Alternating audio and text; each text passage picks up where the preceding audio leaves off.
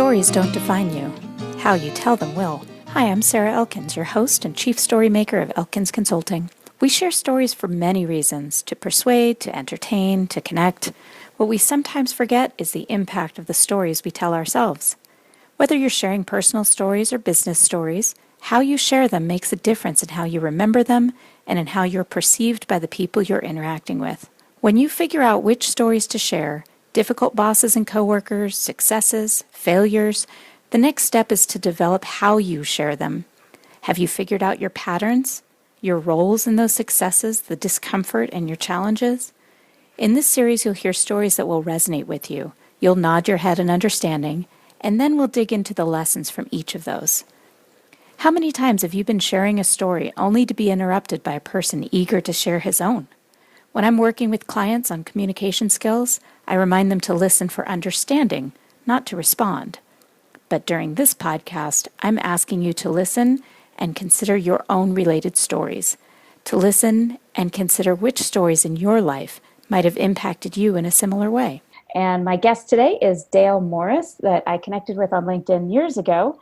And just for our listeners to better understand why Dale and I connected on a deeper level is because back when I connected with him, his tagline was, if you're trying to think outside of the box, you're still constrained by the box. And I thought that that was really insightful. And there are so many different places that you could take that kind of conversation. And Dale and I have done that over the years.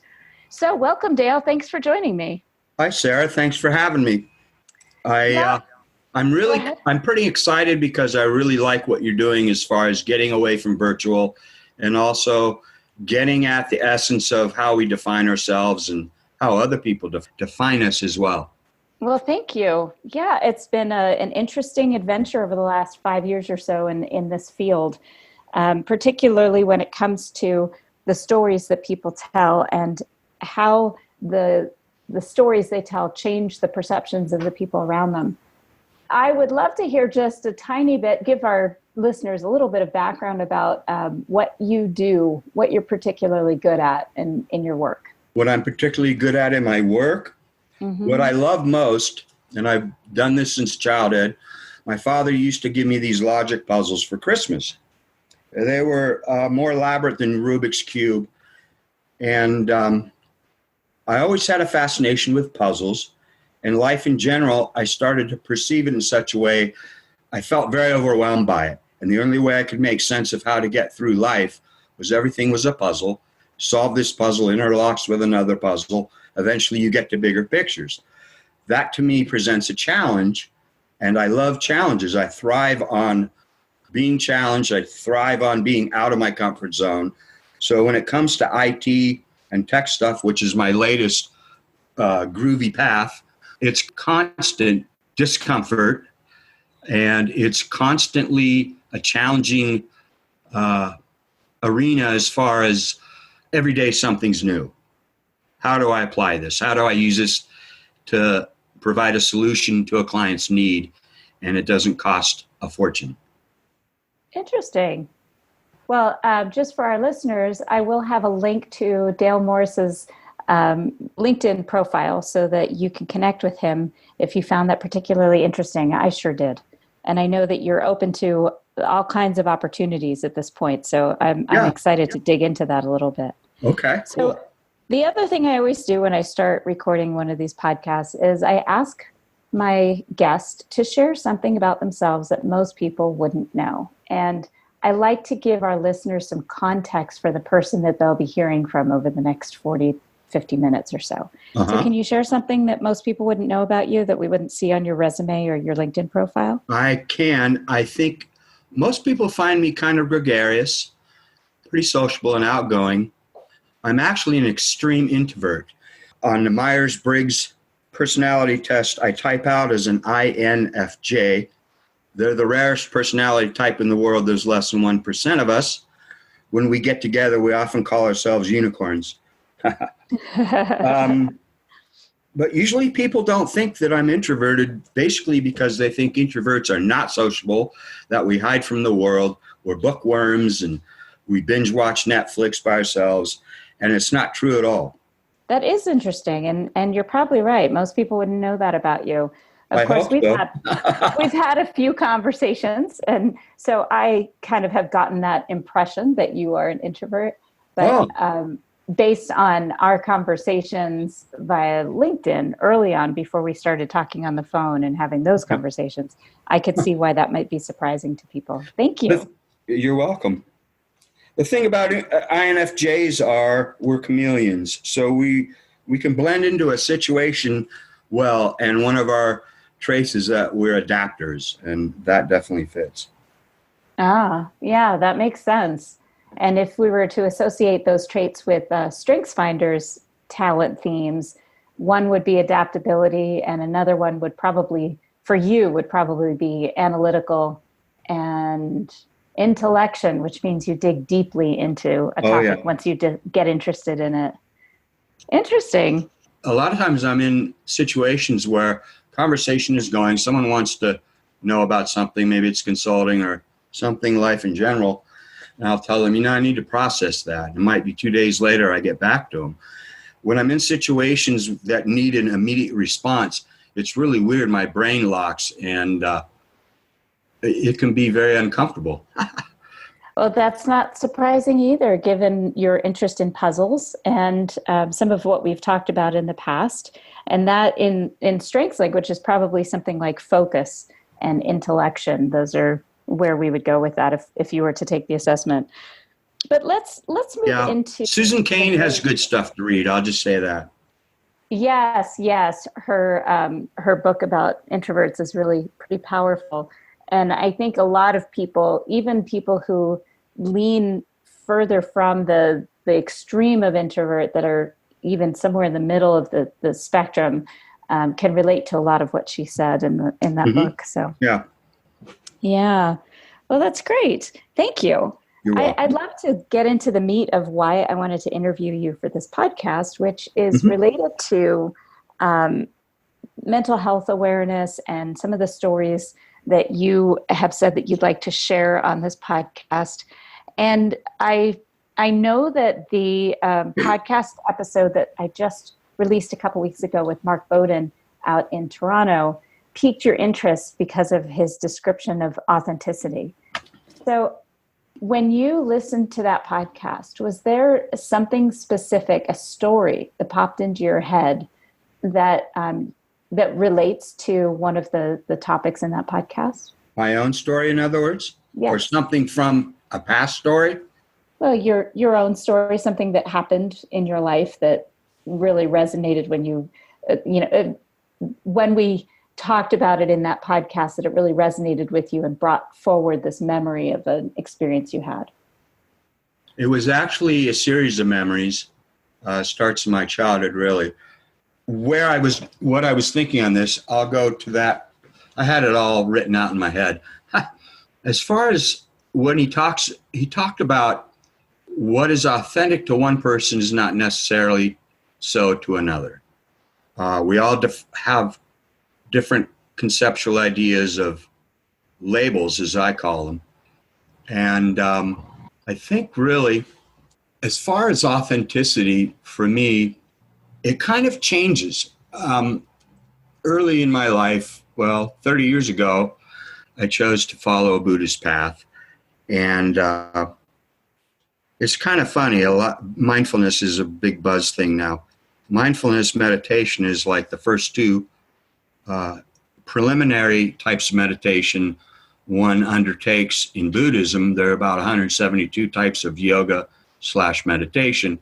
It gets deeper and deeper into philosophical areas, such as what is existence, who are we, who am I, and it deals a lot with our sense of self and our sense of identity. So what I used to tell myself in my childhood, what my story was, I was diagnosed with this, they call it a neurological disorder. So people call it mental illness, or in my case, they call it bipolar disorder. I don't like the language around it. It sits on the surface, and everybody has a certain contextual, conceptual idea of it, and usually it's not even close to what it's like to live with it. Disorder carries an undercurrent of a negative, oh, that's a bad thing to have. illness, then again, you're sick, you're not well, so there's something wrong with you. And when I was a child, I spent a lot of time, I eat my lunches alone out in the lunch yard. I was picked on a lot. I got bullied. I did not feel like I fit in life. So my story often was not good enough. I don't fit in. Where do I belong? Eventually, I hit my 30s and started hanging around some people who were into Buddhism. I was always interested in it, but then it took hold. And immediately, for me, I had a lot of insights early on, a lot of aha moments. One of them is based on a sutra. It's my favorite. It's the Heart Sutra. And in a nutshell, there's a phrase in there that goes, emptiness is form, form is emptiness. I'll try and make that relevant. For me, personality and authenticity, I think the way I see it, we have sort of a core self, a very core self. Let's say it's like a mannequin and it doesn't have any clothes on. It's not portraying any kind of specific image for customers. So in a sense, the emptiness part, let's hang it on the mannequin. It actually goes deeper than that. What I'm getting at is we put on costumes or uniforms throughout our lives, throughout our days. And what I mean by that is, well, I do this for a living. So there's kind of a uniform or a costume for somebody. They get into the role of all that they believe that persona should be. They identify with it. They're interested in it. Their experiences are tied in it. They have a passion for it, let's say. Or even, I have to do this to make a living. They assume a certain persona. It's like a uniform or a costume. They become someone else or someone also. Mm-hmm. And I think as far as I have trouble with that word, authenticity is concerned, they're committed to that costume or that uniform. In other words, they become that persona. And persona really is a form of personality. That in itself, I think, is being authentic. Just being human here in this, whatever this is we're in, I think that's authentic. Struggling, striving, joys, all of the human experience, just going through it, I think, is being authentic. So I tie that to what he was saying in that I think authenticity is okay if we're very aware of the language around it. And that gets back to my feelings of disorder and illness. I had a discussion with my therapist one day about, everybody says actions speak louder than words. I think words are very powerful, if not more than actions, because we automatically assume and presume, well, they mean this, they mean that, this means this means that. And an example that I can think of for that is two friends are talking and maybe one's discussing, I'm having a problem with my boy and he's this and that, or man, something joyful. And the friend says, I know what you mean. I know how you feel. And I thought, no, we really don't know how anybody else feels or what they think. We can imagine it. We can somehow step in their shoes and imagine it, but we don't know. And getting with what Mark said as to what's authentic to one person isn't authentic to another, perhaps maybe we need to not judge people who we think, I hear that term all the time, they're fake, la la. Well, no, maybe they're just authentically into what they do, and this other person has no way of really accessing their costumes, their uniforms, what they do. Does that make any sense, Sarah? It does. And it really is a good kind of summary of what Mark and I talked about in that episode, which is that there are two damaging parts to the word authenticity as it's being used right now, as a buzzword that we've been hearing and seeing for the last 5 years or so. And the two things are, the first one is the damage that's done in authenticity shaming, telling somebody else that they're not being authentic. Yeah. And which we see a lot. And I've seen even more examples of it since my recording with Mark. in terms Yeah. of people actually giving others an excuse to give up their transformation or their excitement over something because they are told that that's not really them. Oh, So yeah. authenticity shaming is a big damaging part of it. And also the idea that when you decide what your authentic self is, at any given time, if you have a static view of who you are, then it leaves very little room for transformation. So Uh-huh. Yeah. so those are the two dangers of using the word authenticity as we're using it now. But we did come to an agreement that there is room for the word authenticity. Yeah. And similar to what Kimberly Davis says about you're brave unfolding one situation at a time, that you aren't suddenly brave for all time. That every situation you have to find that brave again, every struggle, every obstacle. I think it's the same for authenticity, that every interaction, every day when you make choices, you have to decide what is your authentic self in that moment. And can you live with that? Yeah, that's what I was thinking about when I was thinking about the costumes and the uniforms. Some people, they have the same job for 40, 50 years, and they're not happy, and they're doing it because other people, basically, they're choosing that to make other people happy, or because that's other people's expectations of them. And they have all these dreams they want to do. They're afraid to do them because other people, I always wanted to be an artist from the age of 8. My dad was an artist. He started me out on life drawing and a lot of visual basics. And I always knew it was like, I'm an artist. Ever since I was 8 years old, this is what I'm going to do. I also have tons of other interests, and I pursue them to the max. But art was always the foundation. And when I was younger, my mom used to say, "Oh, you have so much skills, and you're so talented, and you're so smart. Why don't you be a doctor or a lawyer?" And I get very frustrated with that. And one time her father, he asked me, "So you're about old enough to be looking for work. What do you want to do with your life?" I said, "I'm going to be an artist." He said, "Oh, nothing important." That really affected me. As far as that little voice inside that I always, not good enough, not good enough. And Right. I would compare myself to other people. And then in college, I was majoring in psychology for a couple of years. And in 101, Psych 101, we hit on the concept and the approach of internal locus of control versus external locus of control. And basically internal, you're more internally motivated. One is more intuitive. One is more a lone wolf type. One doesn't really concern themselves with external gratification or rewards or acceptance, etc. Where external locus of control actually, and I don't like that it sounds sort of critical of people who are, because I don't see it that way. They're actually a little more reactionary than just respond to situations.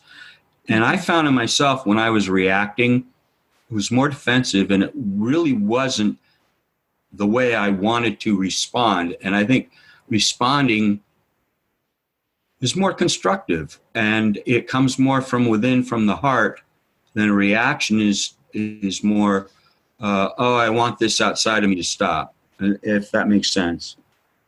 Yeah, I think a lot about internal and external motivation and affirmation and that kind of thing, because as an artist myself, there are definitely times where I am motivated intrinsically, internally, where I just want to sing because I love to sing, or I want to do the ceramic work and build something on the wheel because it makes me feel good and I like what it looks like when I'm done.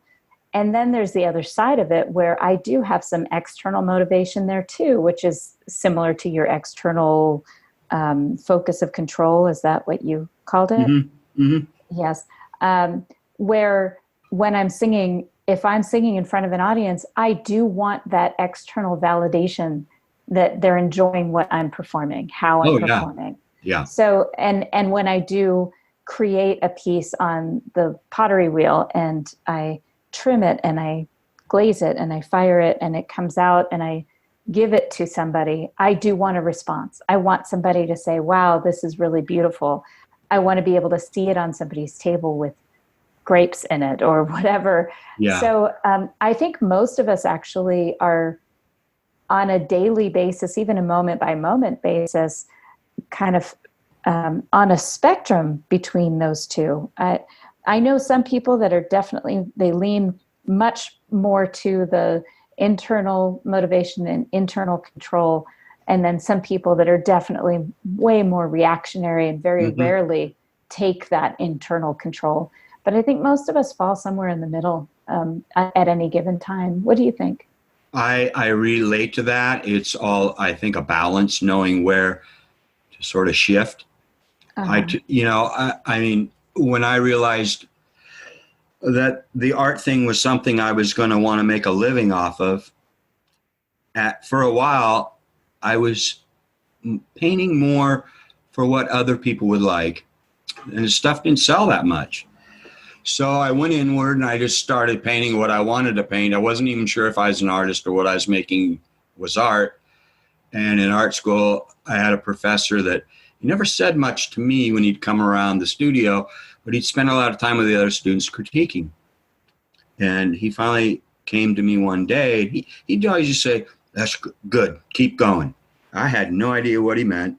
And I said, "Dr. Day, why do you say so little to me and yet spend so much critiquing time with everyone else?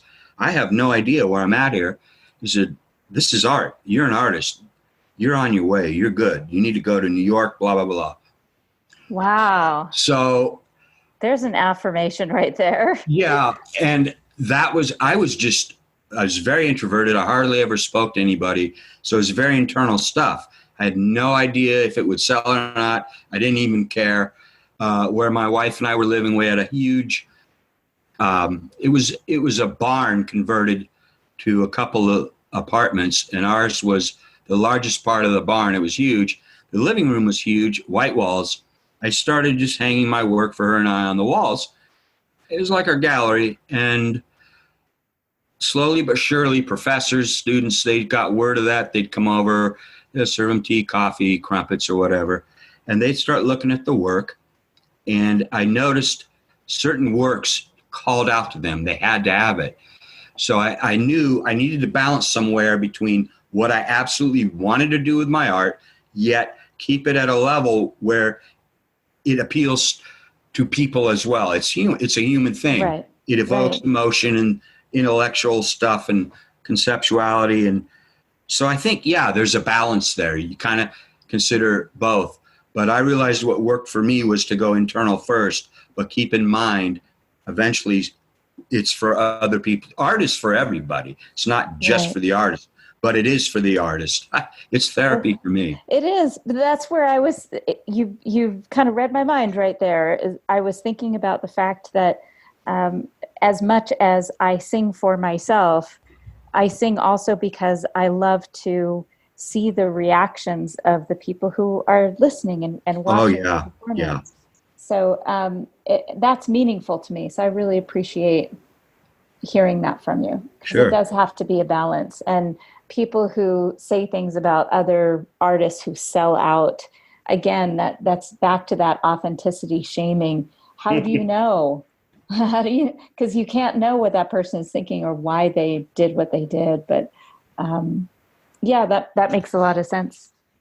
Very interesting.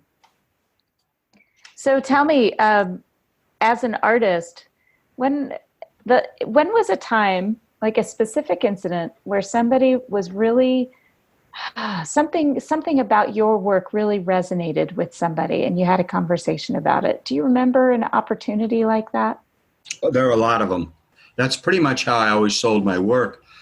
There was always a piece that spoke only to one person. It was funny. They'd say, "What does it mean?"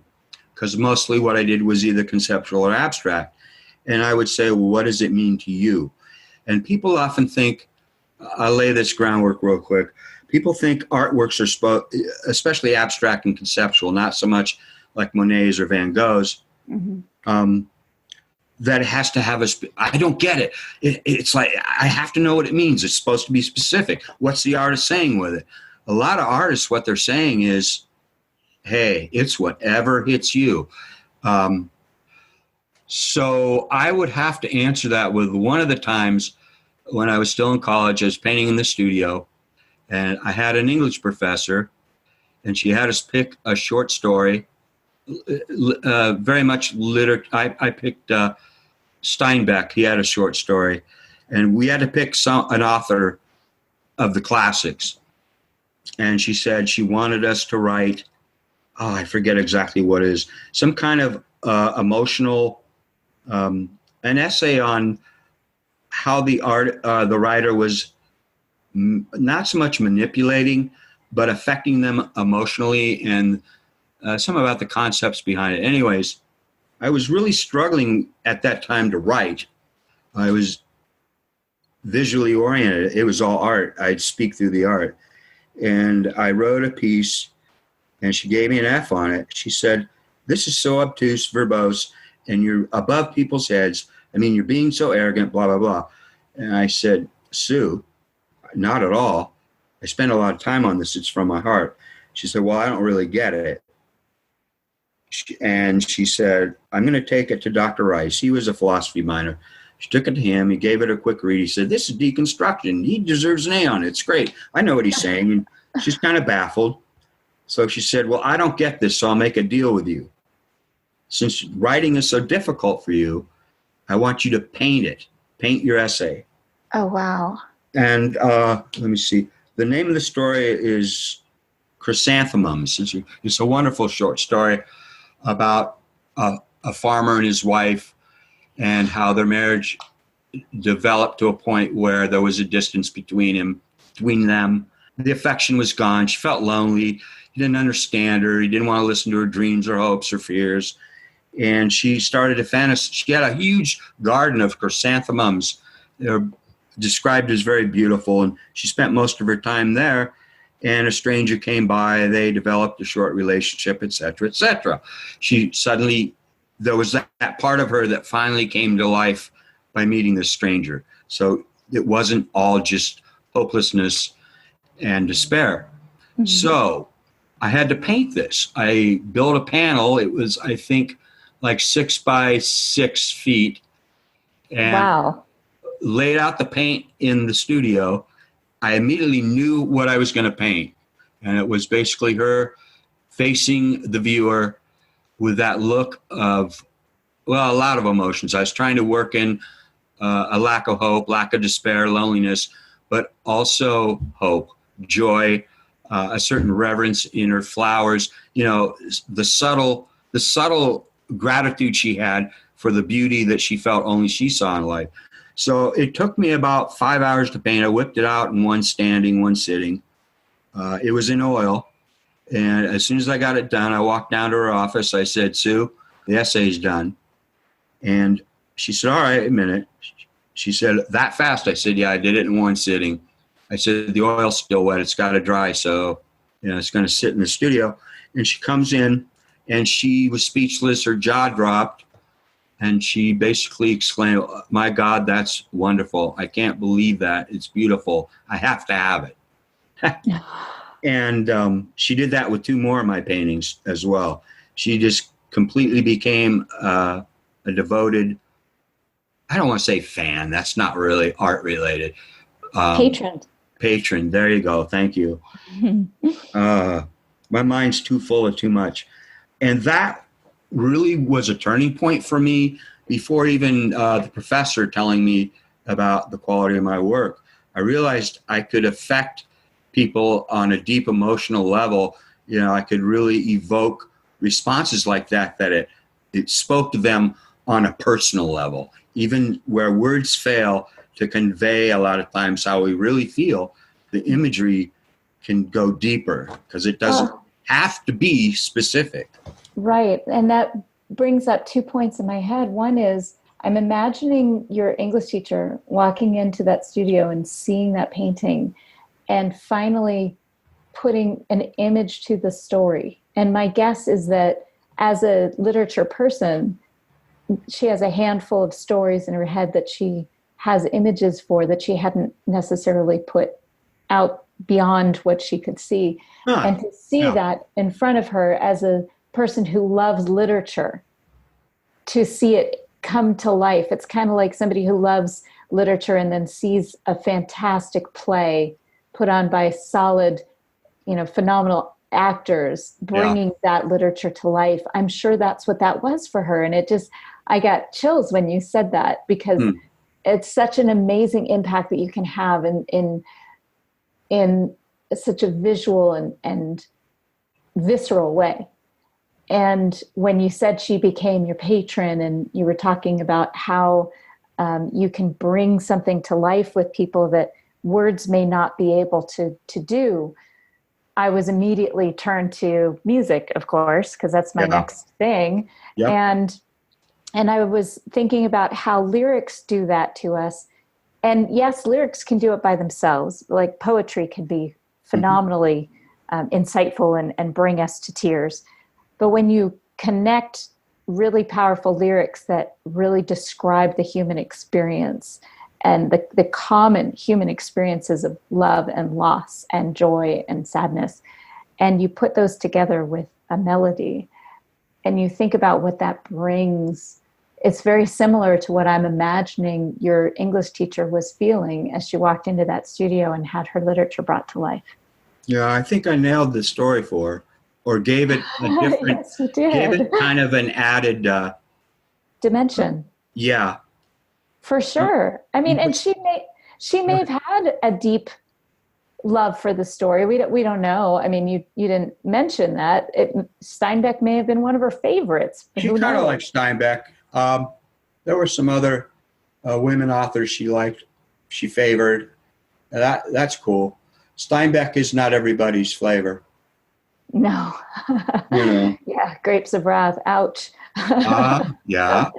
It's pretty depressing. I was thinking when you were saying about music and the lyrics, I don't mean to be, well, this is why a lot of people don't like deconstruction. They think Derrida is totally destroying language and it's useless to try to even speak or write anything. Really, what he says is there's enough commonality in language that we can reference very closely to what someone else is feeling or expressing.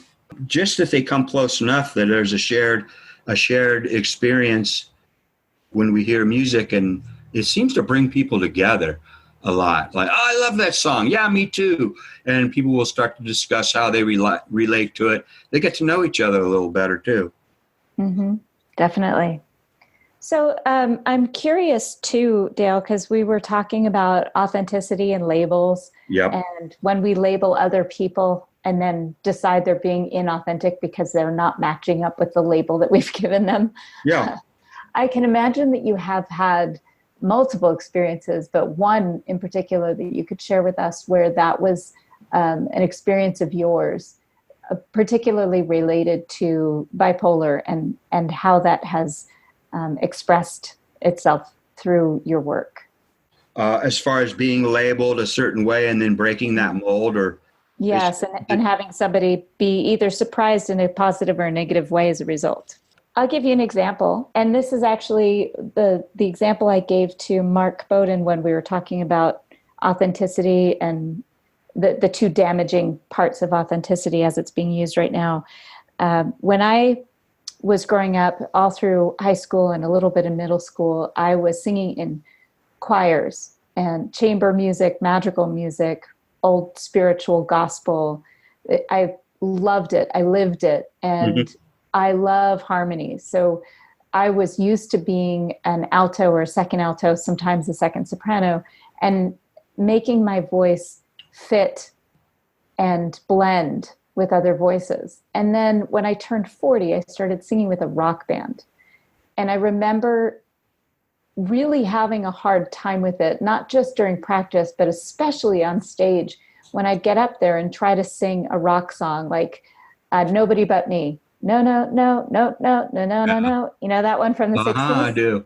And I remember thinking that I wasn't being authentic, because I was a classically trained musician and generally had focused on jazz and swing and blues and had never done rock and roll before. And rock and roll is definitely its own beast when it comes to performance. It's what? It's its own beast when it comes to performance. Yes, it is. And rock and roll is a different kind of performance entirely.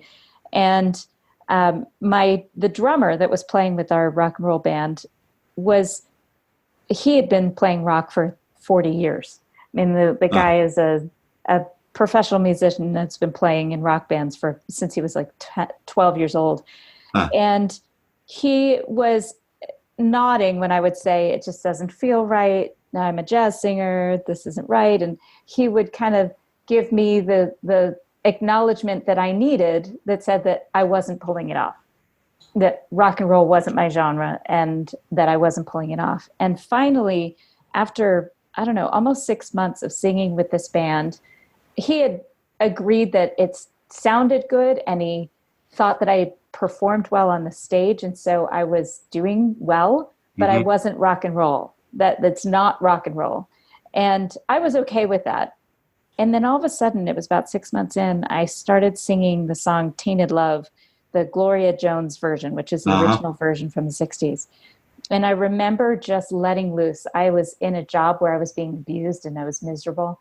And I remember singing that with real feeling and anger behind it. And just railed, just really rocked out on that song. And I was on stage, and I think it was at the Silver Dollar Saloon in Butte, Montana, which is a hole-in-the-wall rock keystone for the region. It's a pretty amazing little hole-in-the-wall bar. And I remember finishing that song and feeling it and knowing I nailed it. And I turned around and I looked at our drummer, and his jaw was just dropped. And he's nodding at me vigorously, like, oh, yeah, that's what I'm talking about. And I remember not only surprising myself by working and transforming and becoming a rock and roll singer, but I remember surprising our drummer. And the irony is that when I was talking to my mom a few years later, and she said something about how surprised she was that we were standing in my kitchen in Montana and making homemade beef jerky, because I'm a city girl, and it seemed strange to her. And I said, well, if you had told me a few years ago I'd be singing in a rock band, I wouldn't have believed you. And she looked at me and smiled. She said, I'd believe that. That's cool. That's sweet. So that's what I'm talking about. When somebody gives you a label, or you give yourself a label, and everything shifts in one incident or one experience. And relate it to the mental illness thing? Yeah. Somebody gives me a label, and in other words, I shift it with my perspective and lay it back on them? Yeah, or just when you surprise somebody because they gave you a label that didn't necessarily fit. I think for me, hearing that, it's a disorder, it's an illness. Well, there's something wrong with you. You're kind of this sub-person. You're not quite good enough for the regular human race. And it occurred to me one time, I said, I love studying neuroscience and human evolution. And I was studying some particular stuff. I don't remember the author now, the doctor. And they're talking about evolution. And I thought to myself, what if mental illness isn't mental illness? And, we're so stuck, and people are stuck on those labels and the concepts behind them. What if it's the human brain, the human being, and nature just messing around with evolution? Maybe we're the next development or the next stage that human beings would evolve. Maybe these are really gifts. They're not curses. And I started to think further with that on my own illness and how I always, I hate it, resistant to it. And I realized there's a lot of blessings to it. It allows me, because of my life and what I've been through, allows me to be very compassionate and empathetic towards other people because of what I've experienced. That's a gift. A lot of people, I'll find myself all the time, people just strangers, I'll be on a bus or something, they'll come up, they'll be telling me their whole life story. And I think because I take a genuine interest in what they're saying, I relate to it. I let them know I relate. Yet I listen. I'm pretty fully present with them. That's a gift. To me, that's really special. One, they got to talk to somebody about maybe their bad day, and it makes them feel better. It lightens their load. And it's a gift to me simply because it brought a smile to their face. That gives me a smile. I don't know if that answers your question, but that was really a turning point for me when I had an aha moment, an insight geared towards what the original thought line was, which is why is it a negative? What if it actually is a positive? Why do we lock into just one perspective on so many things in life when we can shift perspective? And I started teaching myself how to shift perspectives. At first it's like maybe 3 different and 4 different, and eventually I got to about a max. I try to go for 21 different perspectives on certain situations, just really step out of myself and imagine being someone else, and realizing, there's more than one side to any situation. There's even more than 2 sides, really. Right. I love that you came to that conclusion, Dale, because, well, for one thing, I've been reading about neuroscience, current events and current research as well. Mm-hmm. And I have been reading that there are some theories, hypotheses out there that those, what we're considering disorders like autism and bipolar and some of the others, that they're considering those are evolutionary traits. Mm-hmm. Particularly autism, as we're seeing more and more people demonstrating the behaviors that are related or associated with autism.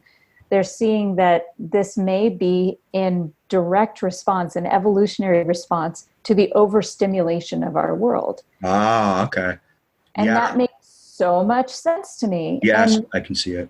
And for years, I've been suggesting this idea in terms of the diagnoses of ADD and ADHD.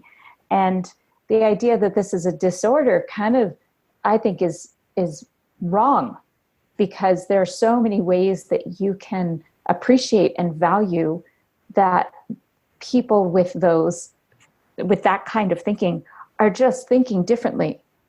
And they bring a completely different perspective to whatever community that they're in.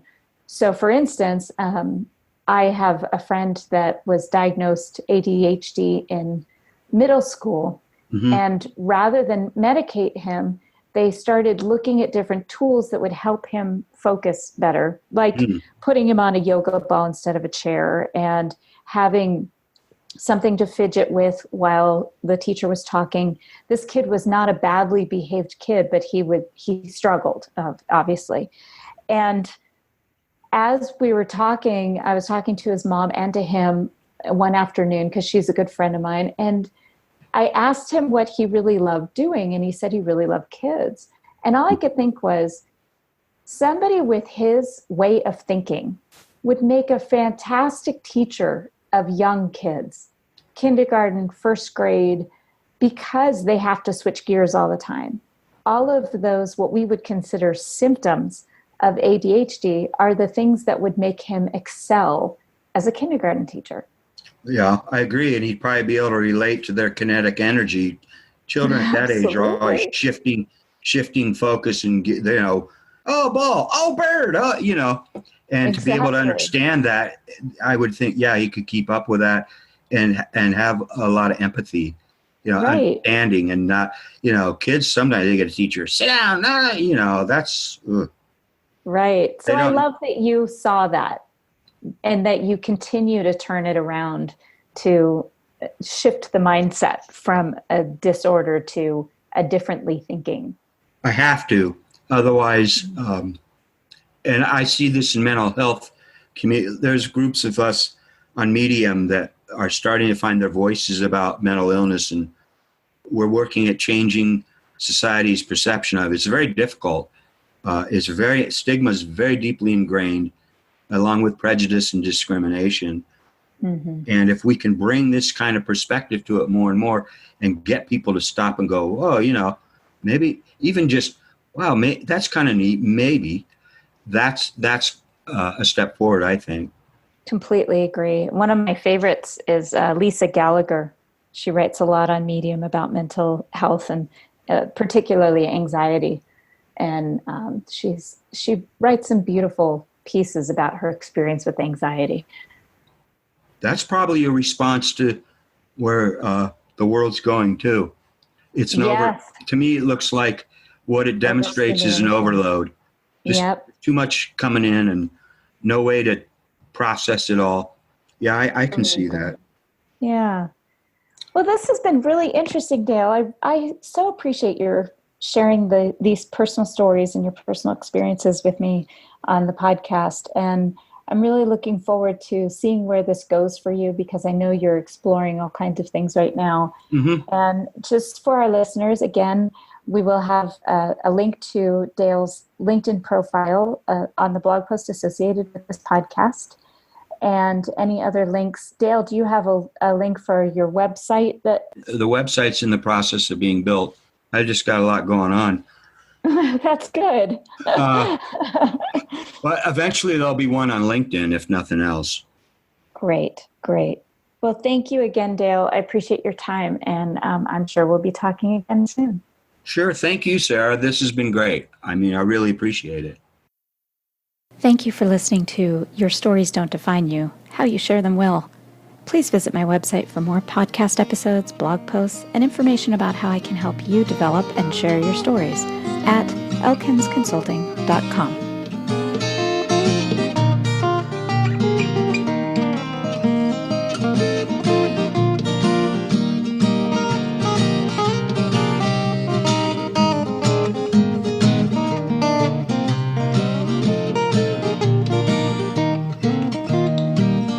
Listen to me, honey, while I say, how could you tell me that you're going away?